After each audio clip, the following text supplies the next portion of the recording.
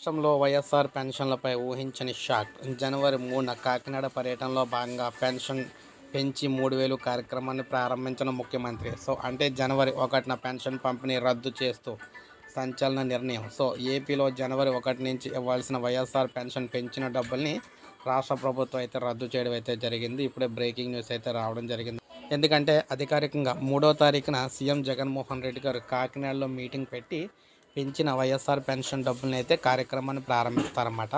ఈ కార్యక్రమం ప్రారంభించిన తర్వాత వాలంటీర్లు ఇంటింటికి వెళ్ళి పెన్షన్ డబ్బులు అయితే పంపిణీ చేయడం అయితే జరుగుతుంది. దీన్ని బట్టి అధికారికంగా చూసుకున్నట్లయితే జనవరి 1వ తారీఖున జనవరిలో పెంచిన వైఎస్ఆర్ పెన్షన్ డబ్బులు అనేవి పంపిణీ అనేది ఆపేయడం అయితే జరుగుతుంది.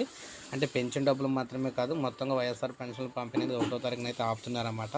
అంటే రద్దు చేశారన్నమాట. 1వ తారీఖున పంపిణీ చేయడం అనేది రద్దు చేయడం అయితే జరిగింది అఫీషియల్గా. 3వ తారీఖు మీటింగ్ పెట్టి జరిగిన తర్వాత అప్పుడైతే పంపిణీ అయితే చేస్తారు.